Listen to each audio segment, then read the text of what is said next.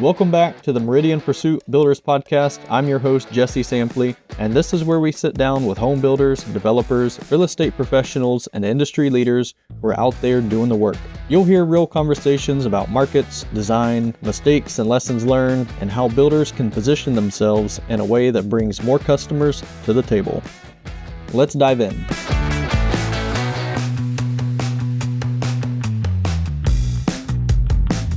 So tell me, how did you get started in real estate? I worked in the legal field for about 7 years. So I was a paralegal. Started off with foreclosures. I went to personal injury, and then I ended at corporate real estate law. So I did that for 7 years. The last firm I was at for about 4 years, and I was miserable. Why? I was overworked, underpaid. I stayed late, underappreciated. I just felt like I always was doing for other people, and I just wasn't getting recognized or just wasn't moving or helping the way I wanted to. And I'm very ADD, and I cannot sit behind a desk for the life of me. So it was a struggle all the time. I just remember funny story, I wanted to know what I was doing, when I was working with these transactions, because I was doing a lot of closings for big banks, and they were real estate transactions. But I didn't really know the background behind them. I just know what I was just drafting stuff and didn't know the why or the purpose behind it. So I asked to take the real estate course so I could kind of understand what I was looking at. And so they paid for it. And I remember taking the test, passing it the first time, and I worked for about 3 shareholders there. And I went to the one shareholder that was supposed to be a mentor for me, right? I'm young, I graduated from college, I had a bachelor's degree already. And I was like, hey, I passed the real estate exam. And I was like, yeah, I got my license. The way he said it was it takes a special person to do that. As if I didn't have what it took. That moment changed everything for me. You said challenge accepted. Yeah, it was challenge accepted. I'm gonna do this. I don't want to work for somebody that doesn't believe in me. And I knew I wanted a 5-year plan. That was not it. That was not it. I jumped in, dove right into real estate. Well, I realized then, Facebook was everything. So I just dove right in Facebook, started, posting stuff and just reaching out to my sphere of influence, because that's where you get all your clients, right? Yeah. And I'm born and raised here. So knowing a lot of people and being from this side of town, and, people caught on. What have you seen in the market? How has the market changed in the Tampa Bay area? So the Tampa market is probably one of the fastest growing metros in the area, in the United States. We've grown so much over the last, I would say 10 years. We've taken off, especially downtown areas, even the Riverview area. It's just even before COVID, there was a trend that people want to be in this area. I specialized in, when I first started out, was in the first-time home buyers, because we had so many new communities and so many new families coming to the area. Everything was priced right then, right? So everyone was buying houses, and now the traffic is crazy, and we're full. We are full over here. Time to venture out north. But downtown area has just been insane. Even with commercial buildings, condos, rentals are up downtown. It's been very fast. First home buyers, did they know what they're looking for? So a lot of first time home buyers, they focus on budget mainly. But once they get into those homes, they're ready to get out of those homes and move into something different. And then they're looking at the modern amenities, or, the community itself, A-rated schools. They look for redone homes. Yeah. They want upgraded kitchens and bathrooms. This year, the market, it's taken a hit, and I think everyone has felt it across the board. I think in every industry. Yeah. I don't think it's just in this industry, but definitely the rates have had a huge... It's put a pause on a lot of stuff. Yeah. A lot of people are scared to buy. They're waiting, they're like, we'll just wait it out. But the people that I have seen wanting to sell, they're seeing it. They're seeing the days on market a lot longer than normal. If we're not pricing it way under what they can, you have to obviously look at the data in the communities. But if you're not pricing it, you're not selling it. And now that it's a slower market, do people look at different things other than price now that they have a little bit more time to shop? Everything is negotiable, right? So I think, the area, the commute, to where they're going for work, schools, the community itself. I think they take all of that into fact, but I think rates and pricing is everything. You lead with that, and the rest will follow. Right. You have your pool of what houses then you're looking for. I would like to know what makes like a good builder. Honestly, I think it's their reputation. The reputation they have is key. Their build quality, whether they are following up. You can't fake the reputation over time. So if you're a good builder and you've been around a long time, and now like we're seeing second generation, it's like their dad built the business, the second generation is coming in, they still have to uphold that reputation. How should a builder position themselves? What is important? You're going around, you're showing people these homes. What you love to say is, this is a Bobby Smith home. And that person says, okay, I'm new to the market. Why should I care that this is a Bobby Smith home? And as they start doing the research, they're like, oh my goodness, Bobby Smith has got this reputation of building this type of home. Right. This is going to be so much easier on the resale side because of all of these things that he does. Or, people in this area know that Bobby Smith's the guy to go to because of these different reasons. Yeah. And you can't fake that as a home builder. No. So I think their quality of work, their communication style with their buyers that are building these houses, and how they handle situations that aren't normal, right? So, you get a buyer that's not happy about something.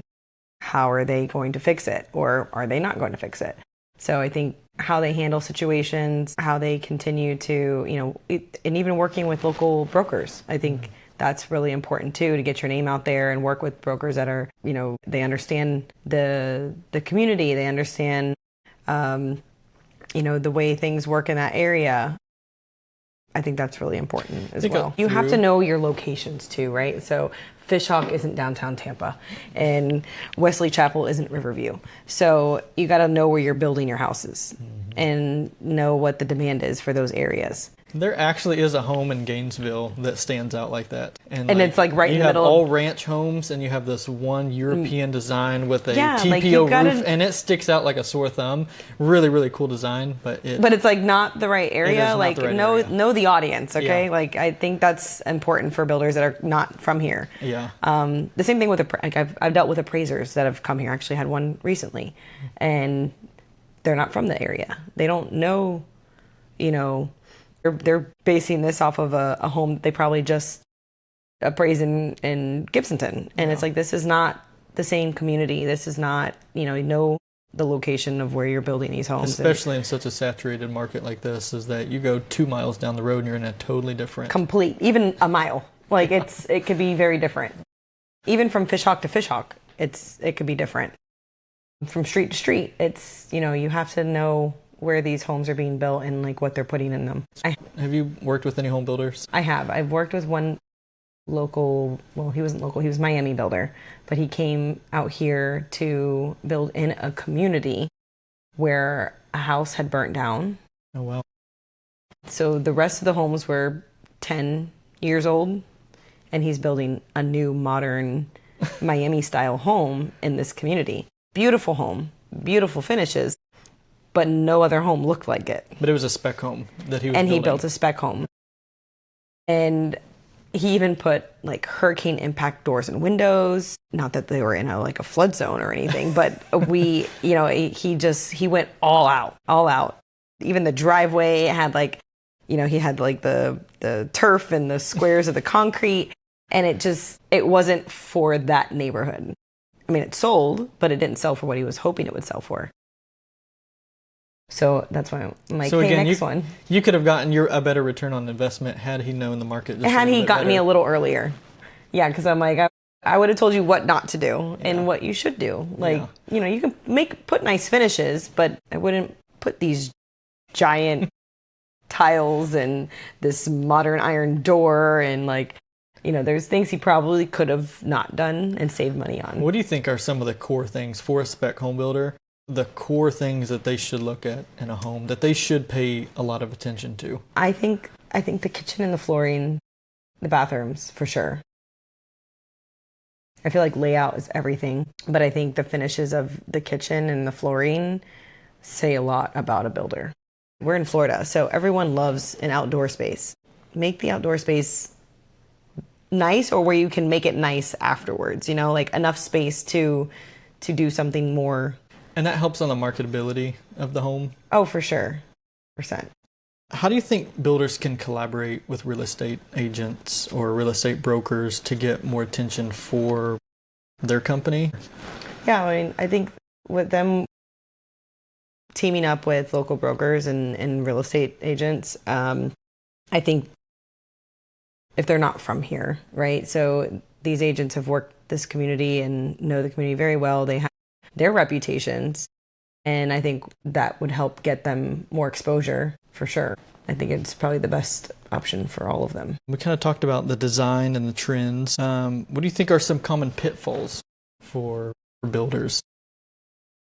I think they need to take into account for all of those things when they're building, because buyers have to really look at that now because it plays a big factor in their costs. Do you think buyers, they pay more attention now when the market's a little bit slow? Do they take more time to look at these properties than they did before because they're not trying to beat? A lot, because there's inventory. We have a lot of inventory, and they can be selective. They can be very selective, and they can ask for what they want. If they don't have to buy a house in a flood zone, because insurance is extremely hard to get and flood insurance is very expensive, I feel like they're gonna look elsewhere. Building a house in those areas, you know, making sure you have an elevation certificate and building it up to code, and you know, just even maybe offering an incentive, because just to get the buyers in, I think those would be, you know, really smart options. How important do you think social media is for a home builder? Social media is everything, I feel like, in real estate. I feel like I've focused on it a lot. It's been a blessing to my business. I have never paid for a lead in real estate. Everything that I've has always come from social media or sphere of influence, and just marketing yourself through social media has been life-changing. Facebook, Instagram, people even use TikTok these days, which is, I didn't believe it, but there isn't one agent. She literally makes a killing off of TikTok. Oh, wow. Yeah. Well, I know some of the home builders, and I have noticed that people still look for social proof. So what we're trying to do is, you know, we're building excellent websites. We're giving all this social proof, portraying this in a way online that matches them in real life. Because there'll be these home builders that have been around for 30 or 50 years, and then you look at them online, and it looks like, I think this person's out of business. Because they're not used to that, right? They started that long ago. Yeah. It's like teaching old dog new tricks. Like, they're like, what? Social media? Like, how do we do this? And people have voiced the frustration to say, how does this new guy, you know, he's only been in business for 2 years. I've been in business for 30 years. Well, that's the same thing with realtors and brokers. And they're not marketing themselves properly. They're not going to see the business come back in. Yeah. Yeah, it's really important. And some of that is just education to, even though it worked in the past, like, you have to set yourself up for success. And that is a good website. That is a Google business profile. That is being active on social media, communicating with people, and then letting them know what your differentiator is in the marketplace. We're a home builder that focuses on the details, or we're a home builder that focuses on... Have your niche. Yeah. Yeah. Yeah. If you can talk more specifically to the person that you really want, then you're going to start getting more qualified leads because that person's already been educated. Well, let's talk about what are some key relationships that a home builder should make. You know, I think real estate brokers is an obvious one. Subs are very important because they're really hard to come by. Good ones, right? Like the ones that show up. Because Lord knows, like, electricians and plumbers are really hard to come by these days. And treat them right. Once you have a good one, yeah, treat them right. You gotta, and that's the thing. Like, if you treat people good and you treat people right, like, they'll come back. Like, yeah. And that goes for anything. What other kind of relationships would be in their best interest? I think joining anything local, like in your community. I think getting involved in your community says a lot about a builder, and says like giving back, or getting involved with different nonprofits or whatever. Just staying connected, and it helps get your name out as well. Kind of authentic way too. Right. Authentic. You can run billboards, you can do radio, you can do some of this traditional stuff. But if you're actually involved and you're giving back and you're actually, it's in your heart to do that, then I would say do that. Some people just don't have it in them. But I think If that's, you want to build the relationship, you want to build the community, 100%. I believe in that. And that's what wholeheartedly. A lot of these old time builders that have been around for 50 years, they did that. You know, they were a community partner, and they viewed themselves like that. Is, you know, I'm going to run into my clients in Lowe's and Home Depot, and I'm going to see them around town. Right. And I may have a 20-mile radius around me, so I will see my clientele for the next 50 years. Yeah, I think that, that's, buyers remember how you treated them, and they remember not just the house, but and if you do everything, even if you had bumps in the road, how you fixed it, they'll remember all of that, and that's how you get these people to come back, and they'll refer you. Yeah, you can't fake that. That's all you have to do. So much of this is common sense. It really is. Do what you promise. Just right. Keep your word. Like keep your word. Do what you say, and own mistakes. Own it. If there's going to be a mistake, because own it. Mistakes are going to be made, right? It's human. We're human. We're not robots. We're not AI. And even AI, I think it has mistakes. But the mistakes are going to be made. But it's how you fix them, how you address them, and how you treat the people in the process is what they're going to remember. Tell me about the Tampa Bay market today. This is a slow market. How can people stand out in a slower market? Making videos. I say that because I don't do them at all. I was about to say Facebook's algorithm, like Meta's algorithm, that's what they keep pushing. They keep pushing. They want you visible. Call out your avatar. Yeah. Talk for about 30 I'm like, can seconds. they make it talk for me? Because I'm like, I'm really bad in front of the camera. I'm really like, I freeze up. I can't talk. And they're like, take videos of these houses and talk. And I'm like, I can't do it. I can't do it. But there's people that can, and they're thriving. They're thriving. But I think social media, content, it's all relevant right now. If you think about the algorithm as you feed it exactly what it wants, and what it wants is good, authentic content from people sharing real life advice or education, then that's all it wants. People want real people, right? And Facebook wants people to spend more time on their platform. 100%. So if you're talking to people, they're going to listen. A lot of this is very common sense stuff. But what do you consume? That's a great way to think about it, is what do you consume? And we're always watching other people. Right. As they're talking to us specifically. I'm like, wow, they did good. Like, yeah. It's like, man, they're talking right to me. How did they know? Well, Facebook knows, because Facebook knows everything. And they got the algorithm on point, though. They do. They really do. I'm like, I know gosh. some of even in Facebook ads, they say, call out your avatar in the first 6 seconds. Maybe I'll try one this year. Do it. Do it.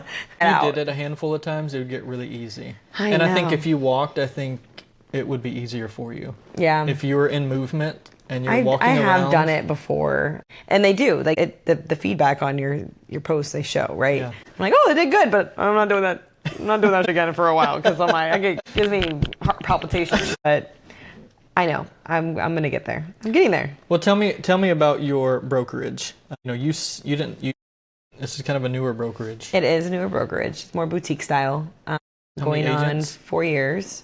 So we've lost quite a few agents this year. So this market has definitely put things in perspective. But I think it was necessary. Honestly, I think it kind of weeded out people that weren't serious or got into it for the wrong reasons. So I have 4 agents that work with me. They're hustlers. They're doing their thing. They made it through. What do you see in the next 3 years? A lot of people are speculating rates are going to come down. How big of an impact do you think that makes in this market? So I don't know how low rates are going to go. Honestly, if I would have guessed this a couple years ago, I practiced what I preach, and I bought a house and I did a 2-1 buy down, because like, get in now, rates will drop, and they haven't really dropped, right? I hope that they will come down some, but I don't think that's the market that we're going to see. I think we're going to see a lot of influx in foreclosures again, short sales. I think we're going to come across that, because a lot of people that bought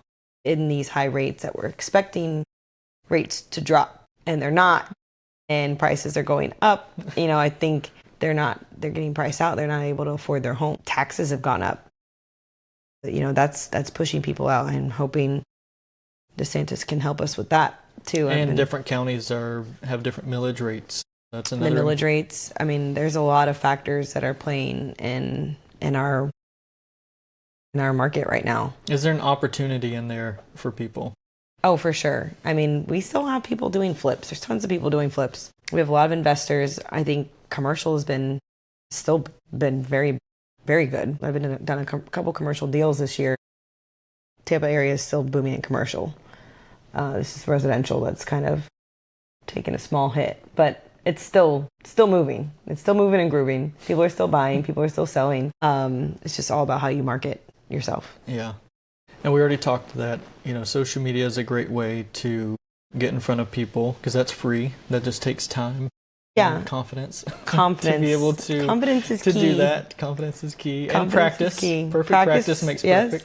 Practice makes perfect. Exercise that muscle. It's not comfortable for anyone to put themselves out there. But if you do have a good product, then you do have to ask yourself, how am I getting this to market? And can I just rely on referrals? And is that enough? And it's not enough. You have to be doing and testing other things. Right. All of marketing is testing one thing, and once you know that something is working, you pour the gas on it and you do more of that thing. There is no magic thing out there. Trial and error. There are some best practices, but you have to fail to succeed. Yes. That's what I always say. You got to go through, the hard times, and you'll come out on top. You figure out what works. Yeah. And when you know what works, do more of that. Exactly. My name is Elena Mejias. I am the owner broker of M6 Realty, powered by SellState, and we are in the Tampa, Florida area. There is a huge opportunity for buyers right now. They can buy and not fear that they're going to lose a property like they were in 2020 and 21, 22 even. They can set their own demands, right? There's tons of opportunities with rate buy downs or, incentives with sellers to, pay for closing costs and pay for rate buy downs. There's quite a few assumable loans. One next door, 2.25. Wow. VA. 2.25, it's a VA, assumable loan, but you have those opportunities as a buyer right now in this crazy market, and I think that's something huge that people should jump on. Are you seeing more out-of-state people? I've seen quite a few. Not moving here, but just even on an investment side. Investment side, I've seen a lot of people trying to get like Airbnbs and stuff that they can rent out. I have not. Out-of-state buyers, not living here, but they want to invest in Florida, the Florida market. All right, that's a wrap for this conversation. If you know someone who should be on this podcast, send us an email at info@meridianpursuit.com and nominate them. We're always looking for great stories to share. And if you got something out of this episode, please leave us a quick review on the show. And if you're watching on YouTube, tap like and subscribe so we can share this with more people. I'm Jesse Sampley. Thanks for listening, and I'll see you on the next one.